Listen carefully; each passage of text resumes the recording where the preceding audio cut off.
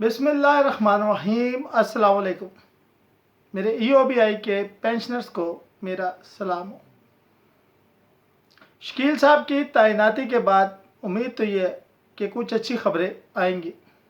इनका बैकग्राउंड बताता चलो कि ये पाकिस्तान नेशनल शिपिंग कॉरपोरेशन के चेयरमैन रहे हैं और अब इनकी तैनाती EOBI में फ़िलहाल 1 साल के लिए की गई है और इनको रेकमेंड किया है पाकिस्तान की ओवरसीज़ मिनिस्ट्री ने। आपको जैसे बताया था 3 नाम उन्होंने दिए थे, उमैर साहब का और एक सैयद थे उनका और इनका। तफसीलात बताने से पहले और इलेक्शन पे बात करने से पहले जो कंटोमेंट के हुए हैं, मेरे चैनल को सब्सक्राइब करें। वीडियो अच्छी लगे तो लाइक और शेयर ज़रूर कीजिएगा। पूरे पंजाब में मुस्लिम लीग नून ने कंटोमेंट के होने वाले इलेक्शंस में तरीके इंसाफ को बड़ी शिकस्त दी है। रावलपिंडी जहाँ से मेरा ताल्लुक़ है वहाँ पे आलमोस्ट या तो आज़ाद उम्मीदवार है जिनको नून लीग की सपोर्ट थी या फिर नून लीग के उम्मीदवार है।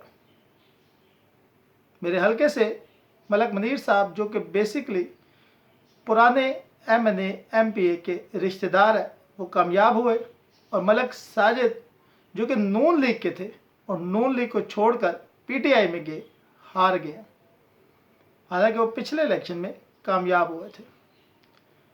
इसी तरह श्याम से शकूर साहब की कामयाबी गैर मुतवक्को है। नून लीग के टिकट पे उनकी कामयाबी ने एक नए बाब का इजाफा किया।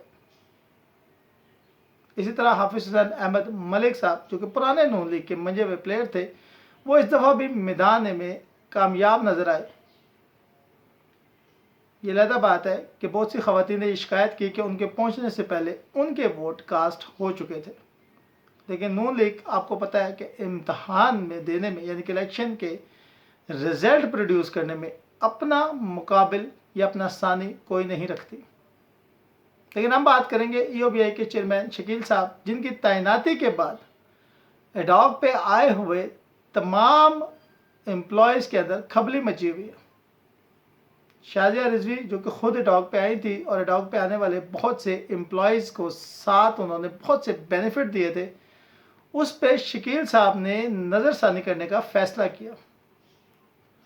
उन्होंने कहा कि EOBI के बजट और फंड्स में आगे ही इजाफा गैर मुतवक्को, गैर एलानिया और गैर ज़रूरी है।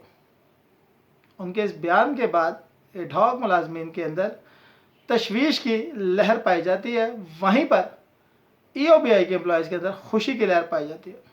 EOBI के मुस्तकिल एम्प्लॉयज़ जिनकी तनख्वाहें नहीं बढ़ाई गई थी और जिनकी बढ़ाई गई थी सिर्फ 10%, जबकि एडॉक पे आए होंगे टोटल 35% बढ़ाई गई थी।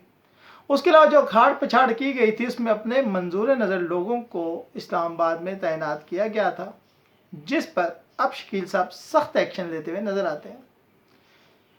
वैसे भी शकील साहब का ताल्लुक सिंध से है और सिंध के अंदर EOBI और पेंशन जो है वो पूरे पाकिस्तान में सबसे ज़्यादा है।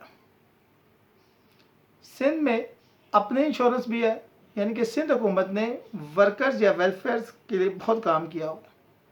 सिंध के अंदर ऑर्गेनाइज हैं ज़्यादातर वेलफेयर। ये अलग बात है कि कराची के अंदर जो ताजर या बिजनेसमैन है वो EOBI से मुंसलिक नहीं होना चाहते, वफाक से तो बिल्कुल भी वो मुंसलिक नहीं होना चाहते।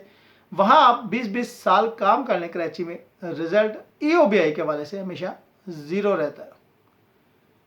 अब शकील साहब के आने से एक उम्मीद तो ये हुई है कि पूरे पाकिस्तान के अंदर यकसा EOBI का हिसाब लगाया जाएगा, लिया जाएगा और उम्मीद है कि पेंशन जो है वो कम अज़ कम इस साल दिसंबर तक 2000 के इजाफे के साथ हुकूमत के जाने तक, यानी कि जाना तो इसने है नहीं, अगले 5 साल 20 के है, लेकिन इस मुद्दत के ख़त्म होने तक हुकूमत कम अज़ कम EOBI की पेंशन को 15,000 तक लेकर जाएगी। हौसला अफजा उम्मीद है। 15,000 भी नॉट बैड। वो कहते हैं ना, something is better than nothing वाली सिचुएशन है।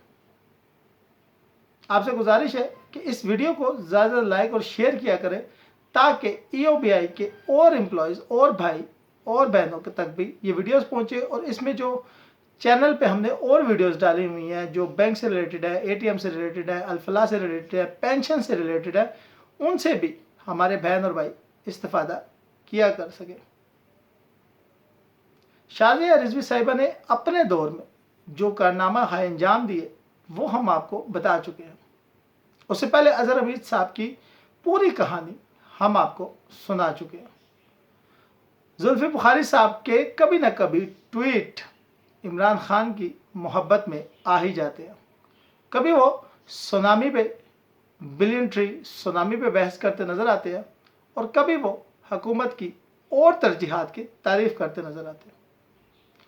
जुल्फी बुखारी साहब ने कहा था कि मैं अपने ऊपर लगे हुए तमाम इल्ज़ामात का जवाब दूंगा, हुकूमत वक्त के साथ खड़ा हूँ, लेकिन अनफॉर्चुनेटली अभी तक EOBI के हवाले से या रिंग रोड के हवाले से कोई भी उनकी तजवीज़ सामने नहीं आई। रिंग रोड स्कैंडल जो कि 4 दिन के लिए बहुत उठा था, अब दबता हुआ नजर आ रहा है। लेकिन आपको बताते चले कि इसके जो बेनिफिशियरी थे वो आज भी बिलियंस में खेल रहे हैं। जो रोडों की साइडें निकल चुकी थी उनको वापस करना अब हुकूमत के लिए नामुमकिन नजर आ रहा है। EOBI के साथ साथ आपको हम थोड़ी सी इंफॉर्मेशन कैंटोनमेंट की भी दे चुके हैं और मुस्लिम लीग नून के अंदर होने वाले अख्तिलाफात जो है वो भी खुल के सामने आ चुके हैं। नून में से वो मीम में से शीन वाली शेख रशीद की कहानी जो है वो निकलती नज़र आ रही है। शहबाज शरीफ मुमकिना वज़ीर आज़म जो कि नामुमकिन है और हमज़ा मुमकिना वज़ीर आला जो कि मुमकिन है कि जदोजहद में शामिल हो चुके हैं। मज़ाहमत नहीं, मुफाहमत की सियासत शहबाज शरीफ का वतीरा रही है। यही थे जिनकी मेहनतों की वजह से नवाज शरीफ साहब बैरून मुल्क पहले भी जा चुके हैं और अब भी जा चुके हैं।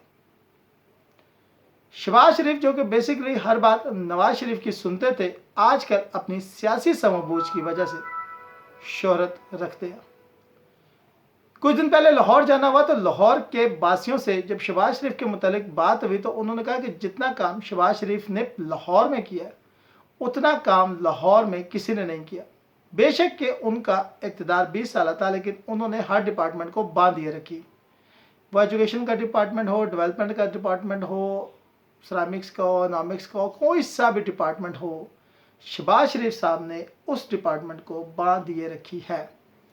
ये बात मुझे लाहौर के बासियों ने बताई और उन्होंने कहा कि शहबाज शरीफ के काम आपको लाहौर में और बकाया के काम आपको लाहौर में नज़र नहीं आएंगे।